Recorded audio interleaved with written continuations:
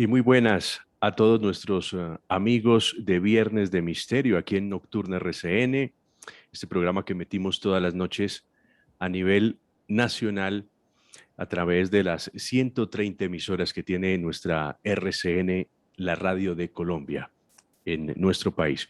Y también para todos los que se suman a nivel internacional, bienvenidos una vez más a este encuentro de los viernes, este espacio que hemos bautizado como Viernes de Misterio, donde hablamos de esos hechos insólitos, de esas cosas que no son tan comunes, pero que están ahí en nuestra realidad y que nos afectan de una o de otra forma. Hoy el tema puede ser consecución de otros que hemos hecho, pero vamos a hablar un poco nuevamente de ese nuevo orden mundial, que no es tan nuevo, pero que se ha venido gestando, se ha venido tejiendo desde hace mucho tiempo y hoy más que nunca estamos viendo esos coletazos, esos cambios que se están llevando a cabo a nivel global y también ese estado profundo, esos personajes, esas familias, esas instituciones que están detrás de todo esto, porque nos hemos dado cuenta que desde hace muchos siglos existen unos titiriteros, existen unas personas con mucho poder que han tomado designios, han tomado decisiones en torno a lo que sucede en el mundo.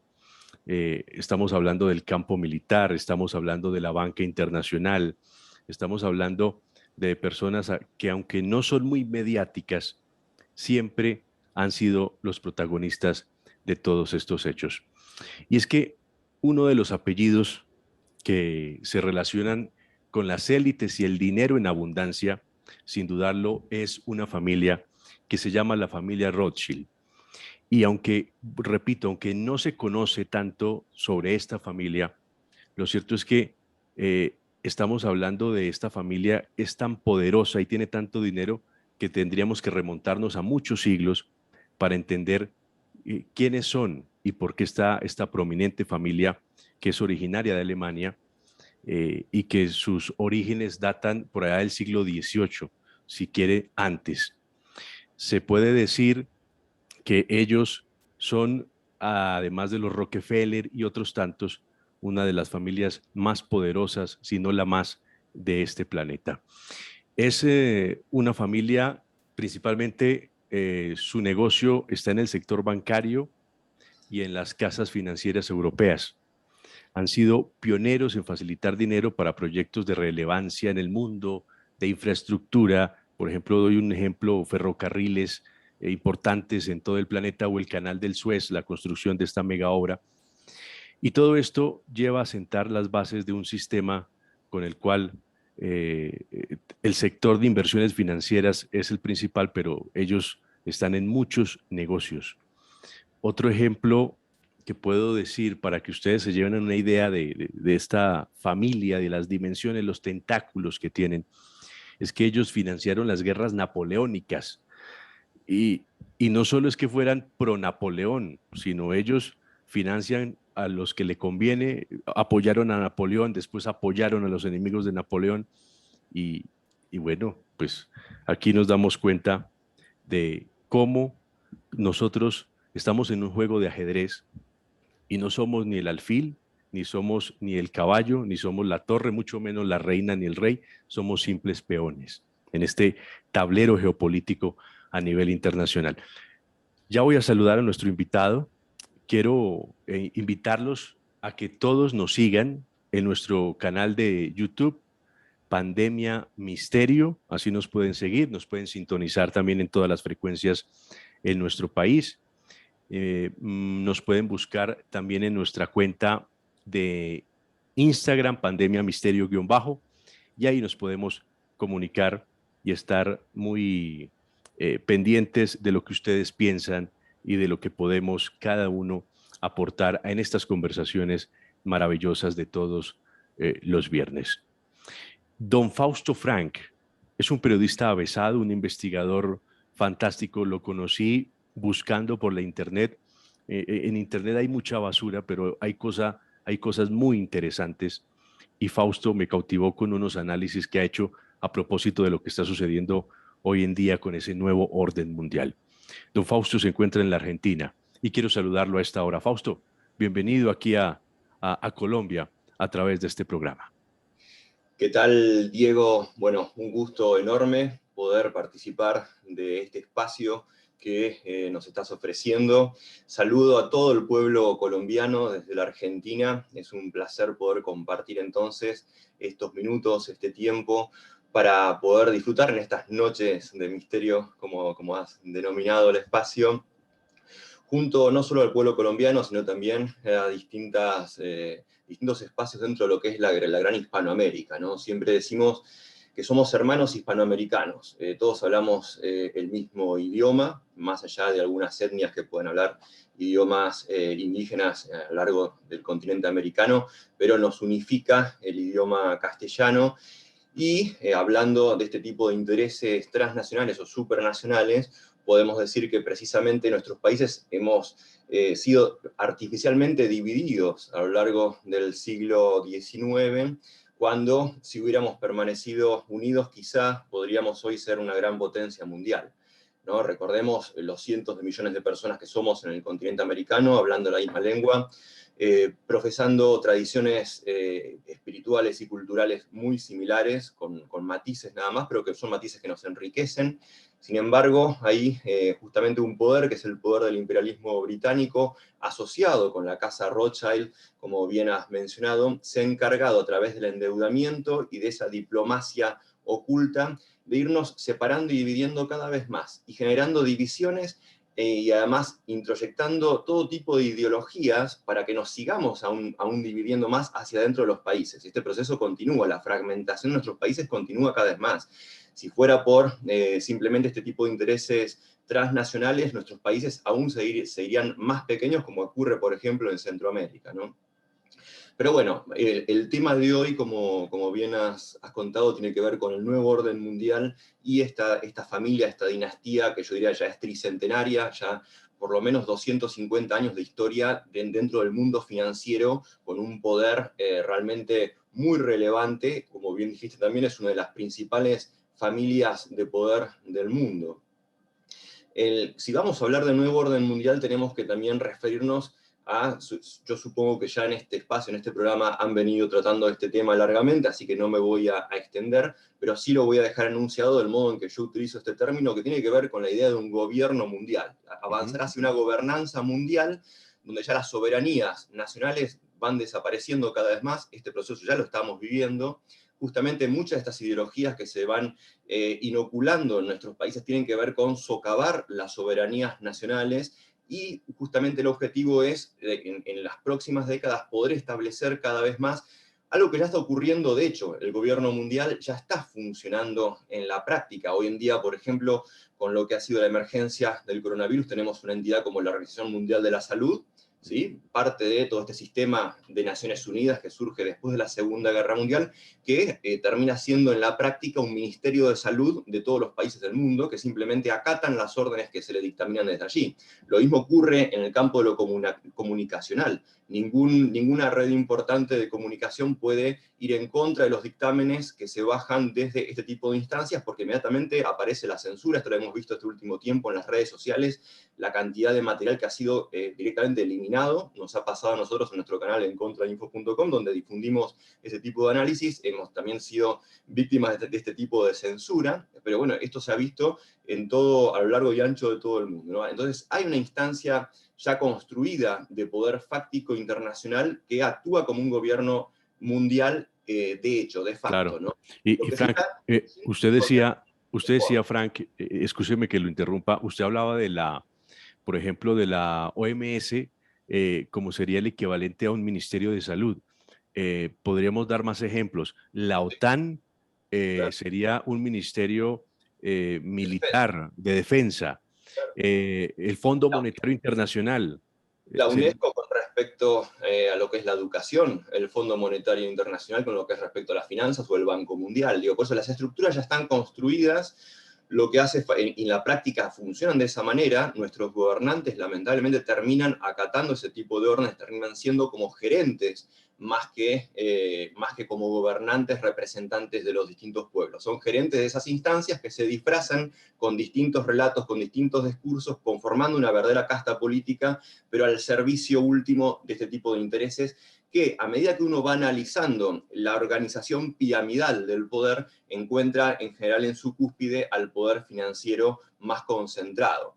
Esto es algo también interesante que contradice a nivel sociológico las teorías acerca del poder que se promocionan desde las academias y universidades, donde desde la posmodernidad se tiende a analizar el poder de una manera horizontal, ¿no? La microfísica del poder, de Foucault en adelante, de los años 70 en adelante, se ve el poder difuminado en las pequeñas relaciones sociales entre las personas, y se va dejando cada vez más de lado ver las estructuras concretas de poder piramidal que en última instancia son los que condicionan los actos soberanos. Tengo entendido que incluso tú has escrito un libro acerca de Carl Schmitt, ¿no? Bueno, Carl Schmitt definía la soberanía como aquel que tenía la posibilidad en última instancia de tomar las decisiones, bueno, y poder hacerlas efectivas. Y en este caso, a nivel mundial, cuando vemos quiénes son los que toman las decisiones, no son en absoluto los sectores políticos de cada país, sino que son este tipo de instancias supranacionales que están en buena parte conformadas por estas familias de poder que has mencionado. Bueno, no quiero extenderme por este análisis, porque si no se nos va a ir gran parte del programa, pero sí, siendo que el tema era analizar la familia Rothschild, esto que muchos creen que puede ser un mito, o que fue una familia que fue importante, por ejemplo, en el siglo XIX, pero que ya no lo es. Bueno, he podido, a través de los estudios que hemos ido publicando en nuestro sitio web, que va a conformar a futuro también un libro que se va a llamar Historia y Estructura del Poder Mundial, hemos podido documentar, y acá lo importante es no difundir meros rumores o meras especulaciones, sino acá todo lo que hemos ido contando está documentado, se puede probar, e incluso con fuentes oficiales de ellos mismos. Que el poder que fue construyendo la casa Rothschild, la dinastía banquera Rothschild, a lo largo de fines del siglo XVIII y luego el siglo XIX, se mantuvo e incluso se incrementó en el siglo XX a partir de la fundación de la Reserva Federal de los Estados Unidos, y sigue siendo uno de los principales poderes financieros del mundo también en la actualidad, en este siglo XXI. Y vamos a explicar por qué, pero si querés nos adentramos primero en lo que son los orígenes históricos de esta casa. Claro, claro, eso es muy importante porque a los oyentes y a las personas en general les encantan las cifras. Entonces, quiero simplemente, para que nos llevemos una idea de quiénes estamos hablando. Estamos hablando que en este momento el hombre más rico del mundo es Jeff Bezos, el hombre de Amazon. Tiene una fortuna algo así como 113.000 millones de dólares, o es lo que conocemos, ¿no? Pero la revista Forbes saca muchas de las familias o muchas de las personas millonarias del mundo que cotizan en bolsa. Lo cierto es que, curiosamente, estas personas, muchos de estos millonarios, esta familia, por ejemplo, Rothschild, no cotizan en bolsa, no aparecen, pues tendrán algunas de sus empresas allí, pero como familia no aparecen en la bolsa de valores de ningún país. Estaba diciendo que Bezos tiene algo así como 113.000 millones de dólares en la actualidad. Y existe por allá de 1953 una cifra que me encontré de un varón, el varón Edmund Adolf de Rothschild, y que era dueño de un patrimonio equivalente a 100.000 millones de euros en activos, haciendo la conversión en la actualidad. Es decir, que estamos hablando de un potencial económico grandísimo, y detrás de ese potencial económico grandísimo, pues hay intereses políticos, ideológicos, y es lo que ya nuestro invitado Fausto nos va a explicar. Entonces nos vamos a remontar a los orígenes de esta familia, Fausto. Así es. Te hago antes una pequeña apostilla con respecto a esto último que has mencionado. La revista Forbes, en el fondo, termina funcionando como una gran pantalla que nos dice los más ricos del mundo son estos. Pero también eso sirve para que no veamos a los que realmente son los más ricos, ¿no? Claro. Porque, a ver, si mencionamos el caso de Jeff Bezos, o el caso, bueno, del fundador de Tesla, etcétera, Elon Musk, por ejemplo, o Bill Gates, etcétera, son personas que han acumulado sus fortunas en las últimas, por ejemplo, 2 o 3 décadas, ¿no? O incluso algunos en la última década. Sin embargo, cuando hablamos de la familia Rothschild, tenemos que considerar que vienen acumulando fortunas inconmensurables desde mediados, por lo menos desde mediados del siglo XVIII, o sea, de 1760 en adelante. Estamos hablando ya de alrededor de 250 años de historia, han venido acumulando fortuna tras fortuna, que por supuesto todo esto lo que se declara siempre es una parte ínfima. Buena parte de esta fortuna se mantienen en negro, en espacios ocultos, en paraísos fiscales, o a través de testaferros, etc. Por ejemplo, la familia Rothschild junto con la corona británica, a la que terminan asociados desde hace también 200 años por lo menos, son los dueños en las sombras del banco HSBC. Son los dueños de, por ejemplo, el banco Barclays británico. A través del grupo Interalfa, son dueños, por ejemplo, del Banco Santander de España. Digo, buena parte de los bancos que aparecen atribuidos a otras familias, en el fondo esas familias actúan como testaferros. El propio George Soros en su momento también actuó como testaferro del dinero de la banca Rothschild. Como en su momento los propios Rockefeller también actuaron en su momento dentro de Estados Unidos manejando dinero de la banca Rothschild. Entonces, lo que vemos es que es muy difícil contabilizar los activos de este tipo de familias, pero las veces que se lo ha hecho, por supuesto, multiplica en muchas veces a estos que hoy son presentados como los más ricos del mundo, que evidentemente no lo son. Ni siquiera sus propios capitales atribuidos son de ellos, por eso es muy llamativo que aparecen siempre diciendo que no le van a heredar sus bienes a sus hijos, que van a donar buena parte de su dinero. Y esto no lo hacen por filantropía, como se les dice, o por una cuestión de apostar al bien común. Por supuesto que no, a ninguna de estos sectores de la élite le interesa el bien común. Simplemente porque buena parte del dinero de los Gates, etcétera, termina siendo dinero negro de agencias de inteligencia internacionales, que ellos después blanquean a través de sus fundaciones y lo blanquean a través del distinto manejo que hacen con sus distintas operaciones. Actúan de pantalla de dinero que en el fondo ni siquiera es de ellos. En cambio, en el caso de la familia Rothschild o la familia Rockefeller, o por ejemplo lo que es la nobleza negra que ha ido acumulando dinero en Europa desde hace siglos, también los Medici, los Aldobrandini, etc. Por ejemplo, la familia Aldobrandini termina en matrimonio con David René de Rothschild. Entonces acá podemos ver cómo la antigua nobleza, los Aldobrandini, por ejemplo, tuvieron papas dentro de lo que es el Vaticano, allá por el siglo XVI. Entonces podemos ver cómo familias nobles de 5 o 6 siglos de existencia hoy se van entremezclando, incluso a nivel matrimonial, con estas dinastías financieras, como el caso de la dinastía Rothschild. La dinastía Rothschild, y ahora sí, sin más preámbulos, podemos empezar a rastrearla, si bien ya aparecen personajes con apellido Rothschild dentro de esta familia en el siglo XVI, en 1570, en realidad para 1769 aparece uno de los primeros hitos dentro de esa familia en lo que es la ciudad de Frankfurt, que se la conoce como Rothschild porque justamente tiene que ver con el escudo rojo. En alemán es Rothschild, que es escudo rojo, que ese era el emblema, el símbolo que portaba esta casa en el frente de su casa, ¿no? De esta manera empezó a ser conocida y se asocia primero a lo que es la banca Oppenheimer, y luego aprendiendo a manejar ahí lo que era el dinero de la banca Oppenheimer, después se termina asociada con una casa noble que es la casa de Hesse, que al día de hoy sigue siendo una de las casas nobles más importantes de etnia o de origen germánico, asociada a la casa actual de Windsor, que es la actual corona británica. Si uno pudo observar lo que fue el velatorio del príncipe Felipe, el marido de la reina Isabel II, hace poco tiempo atrás, iba a poder ver que el príncipe de Hesse había sido uno de los poquísimos invitados a esos servicios fúnebres.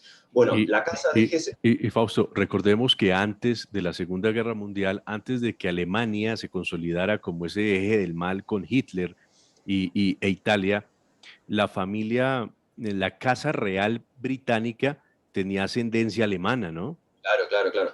Bueno, ellos se cambian el nombre a Windsor en la Primera Guerra Mundial justamente por el enfrentamiento con Alemania. Ellos venían de la casa de Sajo-Coburg-Gotha, que era justamente de origen alemán. Entonces quedaba mal frente al pueblo inglés que estuvieran gobernados por una casa alemana si estaban en guerra contra el imperio alemán.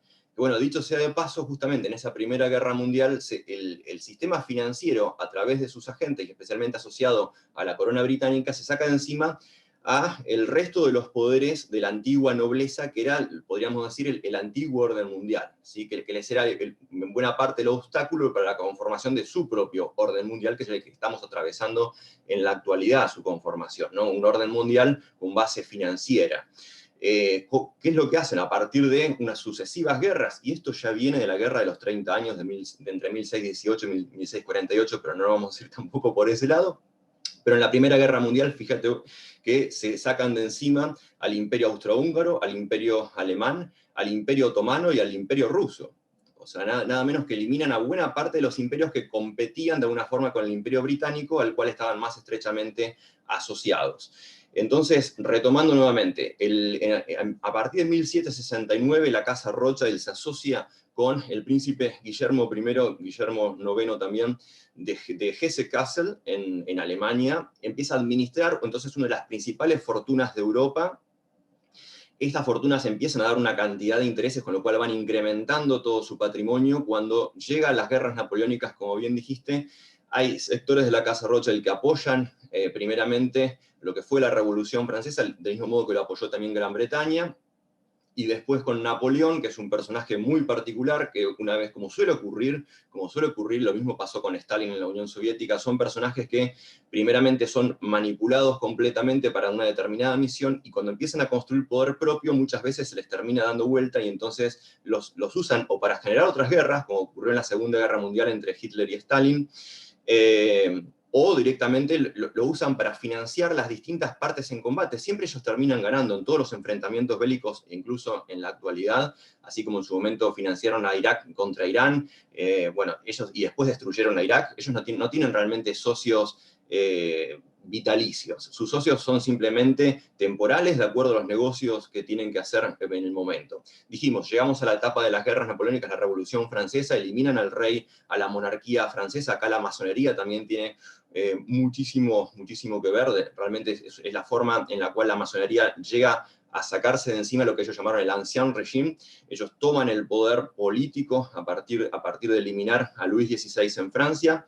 Napoleón, primeramente asociado también a los capitales financieros sionistas, que esto también podríamos remontarnos a la época de Oliver Cromwell en Gran Bretaña, pero no lo vamos a hacer por una cuestión de tiempo, pero ya aparece acá el sionismo a través de la financiación, manejando y manipulando este tipo de enfrentamientos bélicos entre sectores que en principio eran cristianos, la masonería como pantalla también actuando.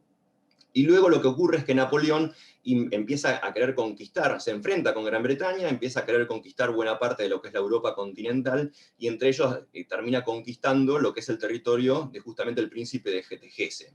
Entonces el príncipe de Hesse tiene que retirarse, exiliarse de sus tierras, y junto a él todos sus capitales, que se los entrega por completo ya a la Casa Rothschild para que lo cuide, para que lo atesore y para que lo administre. A lo largo de todo ese tiempo de las guerras napoleónicas, nuevamente sigue haciendo una enorme cantidad de fortunas la Casa Rothschild, y acá llegamos hasta lo que es la batalla de Waterloo, en la cual Napoleón es derrotado en 1815, donde lo que ellos mismos relatan y dan por cierto es el hecho de haber financiado, en este caso a Wellington, a los ejércitos ingleses, haber financiado incluso el uso de mercenarios para poder derrotar a Napoleón. Lo que hacen es primeramente bajar una cantidad enorme de acciones en la bolsa londinense, diciendo que habían perdido la guerra contra Napoleón, y luego lo que hacen es comprar todas esas acciones, ya sabiendo que en realidad habían ganado la guerra. Con todo el sistema que tenían dispuesto a lo largo de Europa, de distintas postas, para justamente los distintos intercambios financieros, podían también acceder a la información más rápida que todos los demás, con lo cual primero bajaron las acciones, luego las compraron cuando esas acciones en la bolsa de Londres estaban por el piso, y cuando se enteran que Gran Bretaña había ganado la guerra, entonces por supuesto esas acciones se revalorizan, y por lo tanto pasan a incrementar y multiplicar su patrimonio.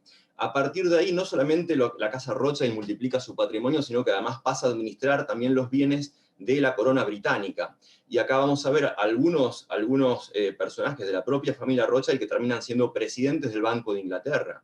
El Banco de Inglaterra, recordemos que a su vez es un experimento que se realiza en 1694, a partir de 1694, de banca central, de banca emisora de moneda fiat, que es en el fondo manejado y administrado por banca privada, por bancos privados. Es el mismo modelo que luego se va a aplicar en Estados Unidos con la Fed, con la Reserva Federal, que no por casualidad en 1913, cuando se funda, es la propia casa Rothschild junto con la banca Morgan, la banca Rockefeller, etcétera, la banca Warburg principalmente, quienes terminan fundando este Banco Central de los Estados Unidos, que es el que imprime nada menos que el dólar, la divisa internacional con la que todos los países comercializamos a nivel mundial, ¿no? Especialmente los bienes estratégicos como el petróleo, y de ahí todo el poderío bélico y militar para poder obligar a los países a que justamente utilicen la divisa que imprimen gratuitamente este tipo de banca privada, entre ellos primordialmente la banca Rothschild. Entonces, como dijimos, a lo largo del siglo XIX, la banca Rothschild se hace de una sociedad que sigue hasta el presente con la corona británica. Basta buscar en internet un poco para encontrarse, incluso si entra en nuestro informe de la casa Rothschild en contrainfo.com, van a poder ver las fotos de la reina Isabel II junto a Lord Jacob Rothschild, caminando como dos buenos amigos, ¿no? Digo, muy pocas personas tienen la posibilidad de caminar casi de la mano con la reina Isabel II de Gran Bretaña, como si fueran parientes cercanos o grandes amigos. Y no es que aparece una sola foto, sino que hay multiplicidad enorme de fotos donde se ve a la reina de Gran Bretaña, al Reino Unido, junto a distintos personajes de la familia Rothschild. Y lo mismo ocurre otro tanto con el Vaticano. Si uno ve, por ejemplo, lo que fuera 2019-2020, el Consejo, que se llama el Consejo para el Capitalismo Inclusivo, donde se puede ver a Jorge Mario Bergoglio junto a Lynn Forrester de Rothschild. Nada menos que, bueno, es la esposa de Evelyn de Rothschild, que es la cabeza de la rama británica de la dinastía Rothschild, que está en este momento trabajando y funcionando en los Estados Unidos. También asociado, por supuesto, a todo el sector que actualmente gobierna a los Estados Unidos, de Joe Biden, Hillary Clinton, etcétera, etcétera. Impulsando desde el Vaticano, que a su vez el Vaticano tendríamos que hacer otro programa más, ¿no? Por supuesto, pero asociado a todas estas familias a lo largo de siglos de la nobleza negra europea. Allí aparecen nuevamente la familia Aldobrandini, la familia Medici, la familia Colonna, la familia Torlonia, la familia Borgia, etcétera, etcétera. Que a lo largo de siglos, recordemos que acá, si hablamos que la familia Rothschild tiene por lo menos 250 años acumulando fortunas, con lo cual Bill Gates, Jeff Bezos, Elon Musk, etcétera, son los chicos que le llevan la taza de café a esta gente, a los Rothschild, a los Rockefeller, etcétera. Acá estamos hablando también de familias de 5 siglos, 6 siglos, incluso algunos, como la casa de Colonna o la casa Máximo, por ejemplo, se remontan hasta la época del Imperio Romano. Tienen antecesores que eran parte de las familias patricias del antiguo Imperio Romano, que con la caída del Imperio Romano ellos se reconfiguran a través de una pantalla religiosa, se asocian al poder del Vaticano, que ya a partir del emperador Constantino se había aliado con el Imperio Romano, y luego con Teodosio esto se oficializa como religión oficial para todo el imperio, pero todo ese tipo de casas terminan sobreviviendo aliadas al poder religioso, y eso se extiende hasta el presente. Podemos ver en la actualidad, dentro de lo que es la curia papal, cómo sigue existiendo la presencia del príncipe Colonna, etcétera, etcétera. Todo eso también lo vamos a ir agregando al material que vamos presentando en nuestro sitio, y que va a ser parte también del libro de Historia y Estructura del Poder Mundial de próxima aparición. Pero bueno, en la casa Rothschild, por ejemplo, también, como bien dijiste al principio, no solamente es una de las principales casas a nivel financiero, dueña en la sombra de los principales bancos del mundo, sino que además también manejan, por ejemplo, lo que son los metales preciosos, el oro, la plata. Ellos son dueños de la compañía Río Tinto, que se ha encargado de manejar buena parte de lo que es la plata a nivel mundial del mineral. Lo mismo son los dueños de la Barrick Gold, la principal casa que maneja las minerías de oro a nivel del mundo. Ellos manejan a su vez los sectores donde se comercializa, las bolsas de comercio donde se comercializa y donde se pone un precio al oro día tras día y a los metales preciosos. Son dueños de la minería también de diamantes, a través de lo que fue la sociedad con Cecil Rhodes, explotando las minas de diamante en Rhodesia, en África, en Sudáfrica, etc. Y se han encargado todo el tiempo de atesorar lo que es los activos de valor que van más allá de la impresión de billetes, de la impresión de dinero. Porque acá también hay que tener en cuenta, cuando hablamos de familias sumamente ricas, en general las valorizamos en base al dólar, en base al euro, que en el fondo no son más que billetes de papel pintado que imprimen ellos mismos. Entonces, lo que hay aquí, si estamos hablando de personas que son las que imprimen los billetes, en el fondo a ellos no les interesa contar con sus propios billetes. Lo que les interesa es contar con activos reales y concretos. Tierras, oro, plata, son activos que se van a valorizar siempre independientemente de la inflación de las distintas monedas, que pueden hoy hacer las monedas fuertes y mañana destruirlas, también hundirlas de acuerdo a su conveniencia. Y hablando de esto, cuando también se tiende a decir que la antigua nobleza hoy carece de poder, y esto también es otro de los grandes mitos de la historiografía oficial en las academias, cabe recordar que, por ejemplo, la corona británica actualmente sigue siendo una de las principales poseedoras de tierras dentro de lo que es el Reino Unido. Siguen siendo los principales terratenientes a partir de distintos miembros de sus familias. Y lo mismo ocurre con muchas de estas familias banqueras. Uno puede ver, y yo ahí, bueno, hemos mostrado muchas de las fotos de sus castillos, sus palacios, de los cuales muchos incluso se dan el gusto de donarlos para como museos, para que puedan ser visitados. O sea, fíjense a qué nivel estamos hablando, que pueden incluso donar castillos enteros y terrenos inmensos para que, bueno, las personas puedan ir y contemplar su riqueza, ¿no? A pesar de que, por un lado, mantienen un bajo perfil, no dejan de poder también mostrar y ostentar en buena forma su riqueza para aquellos a los que les interesa escarbar un poco la superficie y conocer un poco más de qué tratan este tipo de instancias de poder, ¿no? Pero allí están, para quienes quieran verlo, por ejemplo, lo que es Waddesdon Manor en Buckinghamshire, en Gran Bretaña. Es un palacio inmenso, que ahí hay otro tema interesante que trato en uno de los capítulos dedicados a la Casa Rothschild. Si uno ve este palacio de la Casa Rothschild, hay una fuente, que es la fuente principal que llama la atención del palacio, que está dedicado a nada menos que al dios griego Plutón, dios griego y romano, ¿no? Plutón, que justamente es el rey del Hades, es el rey de los infiernos. Lo cual acá también muestra el esoterismo de muchas de estas casas, ¿no? Claro. Ellos están asociados, por supuesto, al sionismo, fueron los fundadores del Estado de Israel a través de la Declaración Balfour, la declaración del primer ministro británico David Balfour, allá por 1917, dirigida a Lord Rothschild, donde justamente se hace una transacción, donde Gran Bretaña le pide a la Casa Rothschild que, por sus influencias sobre Estados Unidos, haga que Estados Unidos ingrese a la Primera Guerra Mundial, que efectivamente termina ocurriendo así, y termina justamente siendo decisivo en esa Primera Guerra Mundial a Estados Unidos, a cambio de que Gran Bretaña le ceda las tierras de Palestina para la fundación del Estado de Israel, y a partir de ahí comienza el proceso que luego finaliza cuando termina la Segunda Guerra Mundial con la creación del Estado de Israel en 1948. Y justamente una vez que se funda el Estado de Israel, nuevamente es la Casa Rothschild la que termina donando las estructuras y los terrenos para lo que es la creación de la Knesset, o sea, el Parlamento israelí, y también lo que es toda la edificación de la Corte Suprema israelí, además de tener dedicados una de las principales calles, justamente con su nombre, ¿no? La Avenida Rothschild, dentro de lo que es Tel Aviv, etc.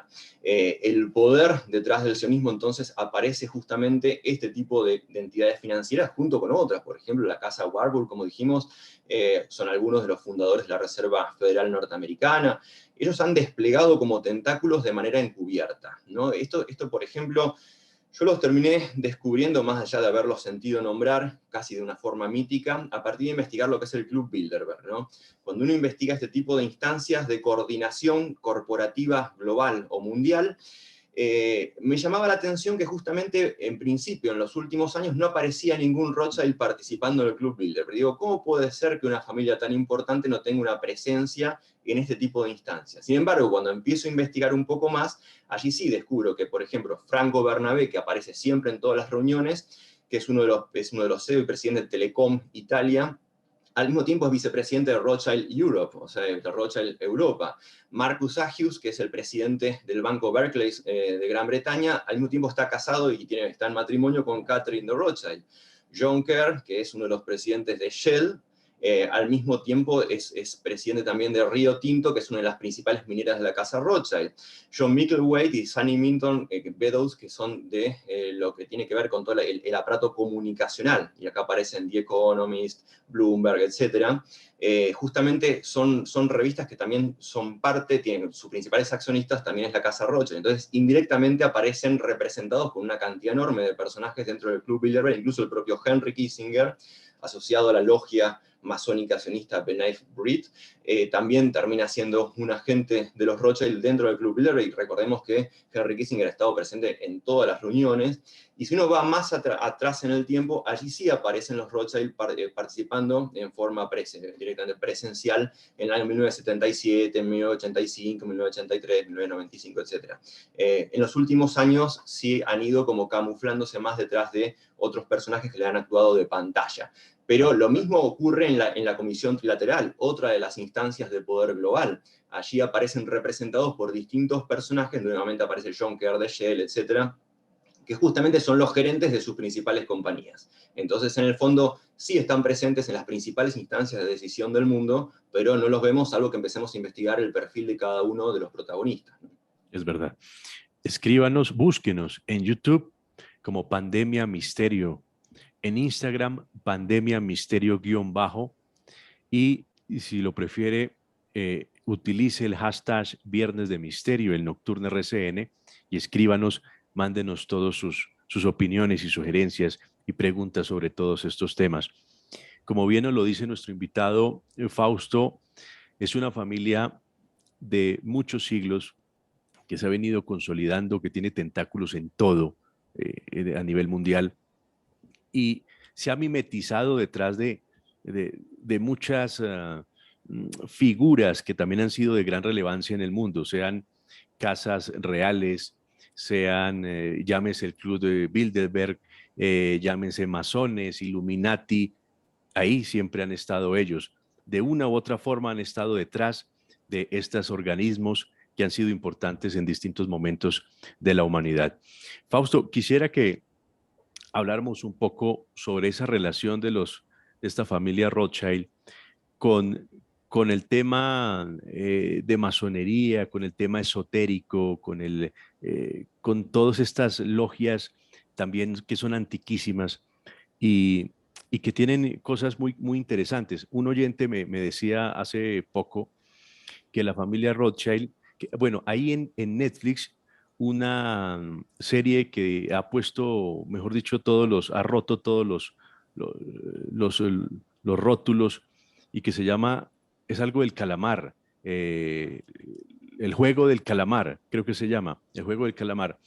Y son unos millonarios, multimillonarios banqueros que se reúnen en unas casas a apostar y que hacen unos ritos y hacen unas fiestas detrás de unas máscaras muy raras, curiosas. Y me decía el oyente que esto estaba inspirado en unas fiestas que hacían los Rothschild en algún momento de su historia. No sé si lo sigan haciendo, no sabemos, pero que tenían unas máscaras, que su identidad siempre se guardaba detrás de unas máscaras muy raras y que ellos se reunían a apostar millones y millones de dólares. ¿Qué podemos hablar de eso, Fausto? Bueno, justamente esta fiesta a la que haces alusión fue allá por la década del 70 del siglo pasado, donde se le atribuye al propio artista plástico Salvador Dalí haber diseñado estas máscaras que tienen en muchos casos reminiscencias esotéricas también, ¿no? Y acá nuevamente, si hablamos de esoterismo, es inevitable referirnos a la masonería, que la propia dinastía Rothschild reconoce ser parte de la masonería en sus propias biografías oficiales, por ejemplo, de Niall Ferguson, o incluso en sus propias páginas web, uno allí puede encontrar referencias donde ellos se asumen como miembros de la masonería. Y la masonería ha sido también, de alguna forma, una pantalla para contrarrestar lo que era la organización de poder del antiguo orden mundial, ¿no?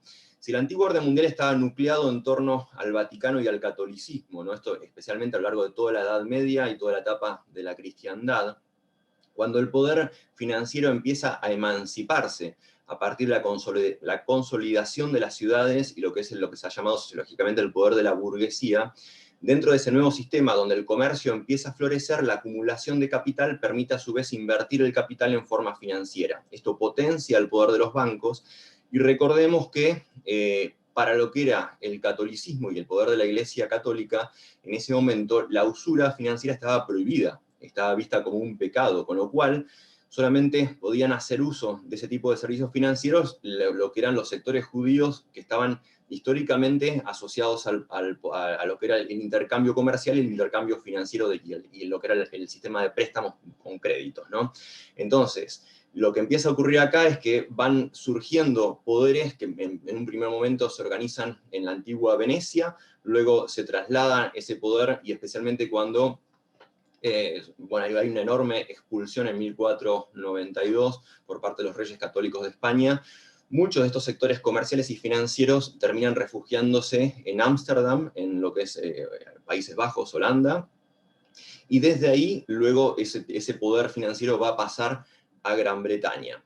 Bueno, entonces cuando tenemos un poder económico real que empieza a disputar el poder político, también lo que necesitan es una cantidad de elaboración ideológica que les sirva de poder simbólico para poder reemplazar al poder anterior. Y esto lo empieza a organizar desde las sombras, primero lo que es el sistema de los Rosacruces dentro de lo que es Gran Bretaña, empieza a financiar todo el desarrollo ideológico cuestionador de lo que era el antiguo régimen de sustentabilidad de las monarquías asociadas al catolicismo. Entonces, allí aparece el iluminismo, la ilustración, que justamente cuestionan todo lo que era la forma en que se legitimaban las antiguas monarquías católicas. Y justamente van a servir de basamento ideológico al surgimiento de las nuevas formas de gobiernos republicanos, y esto va a ser asumido como propio por la Revolución Francesa.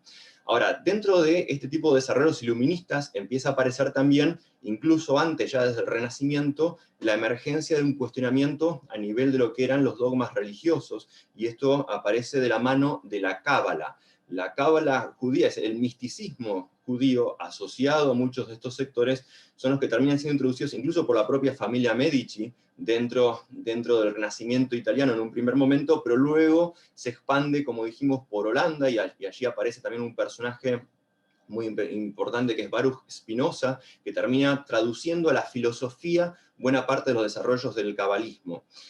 Esto es asumido también dentro del esoterismo por el rosicrucismo que llega a Gran Bretaña, y allí se habla de Sir Isaac Newton, por ejemplo, y la fundación de todo lo que es el sistema real científico británico, donde justamente se cuestionan todos los basamentos ideológicos que hacían a la antigua cosmovisión católica cristiana, ¿no? Y a partir de acá, del rosicrucismo, pasa nuevamente a partir del siglo XVIII, a partir de 1717, a lo que es el sistema de la masonería, que ellos mismos, si uno analiza sus textos, se van a remontar a la Orden de los Caballeros Templarios, que acá tiene una lógica y un sentido, porque la Orden de los Caballeros Templarios, que bueno, se dan a conocer y se conforman dentro de lo que es el contexto de las cruzadas, ellos justamente, como siendo una orden de caballería militar, y tener que llegar desde buena parte de Europa hasta lo que era Tierra Santa, hacen todo un sistema de postas y de ayudas a todos los caballeros que iban movilizándose, incluso también a nivel financiero, y terminan entonces para poder trasladar distintas cantidades de riqueza de manera segura de un punto al otro de lo que era en ese momento la gran buena parte de la tierra conocida, estamos hablando del siglo XIII, siglo XII, etc. Los caballeros templarios terminan desarrollando uno de los principales sistemas financieros de la Edad Media, ¿sí? Cuando los caballeros templarios son clausurados, son demonizados, son anatematizados por el propio Vaticano, por el poder propio que estaba desarrollando, donde, por ejemplo, el rey francés había terminado endeudado de una manera ya insustentable con la orden de los caballeros templarios. Ellos destruyen a la orden de caballería, incluso queman en la hoguera a su gran maestre, pero en realidad lo que ocurre aquí es que la Orden de los Caballeros Templarios no desaparece, sino que pasa a la clandestinidad.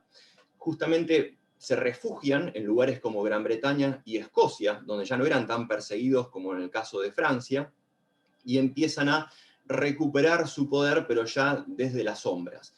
aquí entonces se nuclean y se asocian con los otros perseguidos, que eran justamente los sectores del poder comercial y financiero que dijimos venían siendo expulsados, asociados a sectores judíos, como podía haber ocurrido en 1492 en España, terminan asociados porque eran los dos grandes sectores de poder, pero perseguidos al mismo tiempo por el poder real y formal de esa época.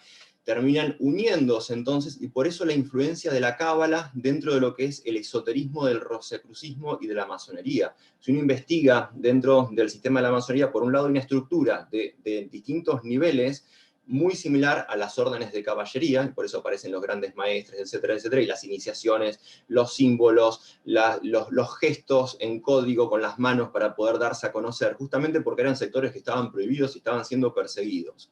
Al mismo tiempo, van a acudir para poder conformar todo su sistema ideológico y religioso a lo que era el esoterismo del momento, que estaba a su vez abrevando en los desarrollos cabalísticos, místicos, esotéricos, que es Claro, justamente el esoterismo judío. Y eso claro. va a pervivir hasta la actualidad.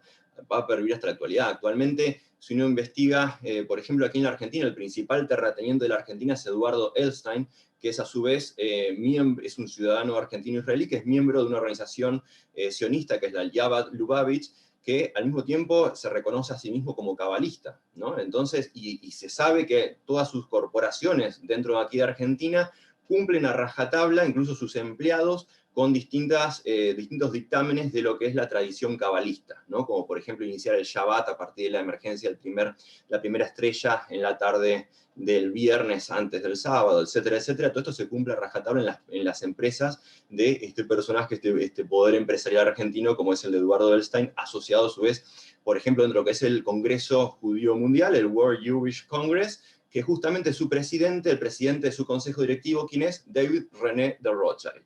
Fíjense cómo nuevamente aparece la familia Rothschild, incluso ya de manera presencial, con su nombre y apellido, dirigiendo algunas de estas organizaciones supranacionales, asociados nuevamente, como dijimos, a poderes que tienen que ver con el desarrollo místico esotérico. Acá hay que analizar la cábala, no tiene mucho que ver con lo que se enseña como lo que sería la cábala al vulgo, ¿no? Acá hay una cantidad de cuestiones que tienen que ver con, y esto daría también para otro programa completo, ¿no? Pero con una inmanentización de lo que era en su momento la idea de una divinidad como algo trascendente, esto que también se ve a lo largo de la historia, desde el iluminismo hacia acá, se va inmanentizando. ¿Qué quiere decir? Que el ser humano como individuo empieza a considerarse a sí mismo como un Dios capaz de hacer a su imagen y semejanza al mundo. Y esto tiene que ver también, por ejemplo, con lo que está ocurriendo con los proyectos transhumanistas, donde el Homo Deus, que habla Yuval Harari en sus libros, justamente es el hombre divinizado, que es la antigua idea que aparece ya en el Génesis, cuando esta representación de lo demoníaco, que es la serpiente, le tienta al ser humano diciéndole, si ustedes comen del árbol del bien y del mal, el árbol del conocimiento del árbol del bien y del mal, van a poder ser como Dios. Nuevamente la idea de poder reemplazar a Dios. Y justamente esta idea de reemplazar a Dios es efectivamente asumida por el ser humano a partir del proyecto transhumanista, poder trascender la muerte, poder pasar a un sistema de eternidad, incluso transformándonos, hibridándonos con sistemas tecnológicos. Bueno, todo esto está siendo apoyado, financiado por la élite y tiene que ver con las próximas décadas. Acá ya dejamos de lado de la historia y pasamos a hablar un poco del futuro, ¿no? Nos vamos conduciendo hacia un sistema donde sobra buena parte del mundo, buena parte, quizá la mitad de la población del mundo, para toda esta élite ya sobramos, y por eso todos los proyectos antinatalistas y de destrucción de la natalidad, destrucción de las formas familiares tradicionales, apunta a ir incrementando cada vez más un mundo donde estemos cada día más aborregados, en lo posible también la incorporación de narcóticos, para que nuestra conciencia cada vez tenga menos capacidad de rebelarse frente a sus designios. Esto está todo estudiado, por ejemplo, a través de lo que es el Instituto Tavistock de Gran Bretaña, cómo manipular las conciencias de los individuos, de las personas y de los pueblos, cómo se puede hacer una ingeniería social para que justamente cada vez los pueblos seamos menos rebeldes a este tipo de dictámenes globalistas, y bueno, con la financiación en todas las academias de ideologías que permanentemente lo que hacen es socavar la posibilidad del ser humano de reproducirse. ¿Por qué? Para poder conducirnos a un mundo que tiene que ver con el gran reseteo que propone el Foro de Davos, donde se endiose al planeta con un sistema similar a la idea de Gaia, donde ya el ser humano pasa a ser un animal más, como de hecho la élite nos ha venido viendo como simple ganado humano al cual reproducir cuando fue necesario y hoy eliminarnos cuando ya no somos necesarios. ¿Por qué? Porque la cuarta revolución industrial, de la cual viene hablando Klaus Schwab en el foro de Davos, implica la robotización de la producción, la incorporación masiva de inteligencia artificial, la Internet de las cosas, etcétera, con lo cual el ser humano deja de ser necesario como mano de obra para el nuevo sistema y para el nuevo orden mundial del cual estuvimos hablando. Claro. Bueno, se nos acaba el tiempo, infortunadamente, Fausto, pero perderse en esta red de tanto tiempo, de tanta historia, es muy fácil. Estábamos hablando de los templarios, cómo sus campañas en Tierra Santa, cómo podemos decir que fueron los primeros que crearon un sistema organizado que hoy sería un sistema bancario exitoso, cómo fueron acabados por Felipe el Hermoso, el rey francés, cómo Jacques de Molay fue quemado frente a la Catedral de Notre Dame en París. Y estamos hablando de cuántos siglos. Ahora nos remontamos a hechos Primera, Segunda Guerra Mundial, creación de la Unión Europea, creación del Estado israelí, el Estado de Israel, y son tantas cosas en la actualidad. El Plan Parenthood, que son una de las organizaciones que más propende por el aborto, la legalización de las drogas, absolutamente todo está estudiado y ellos se proyectan, su plan se renueva, pero se proyecta de aquí a 50, 30, 50 años y así nos han manejado por muchos siglos.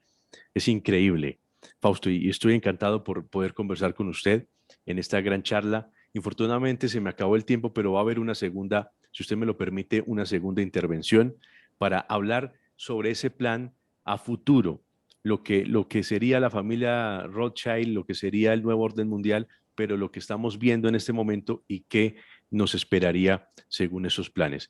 Fausto, por último, tengo 30 segundos, pero quisiera preguntarle cuándo sale el libro que usted me ha mencionado.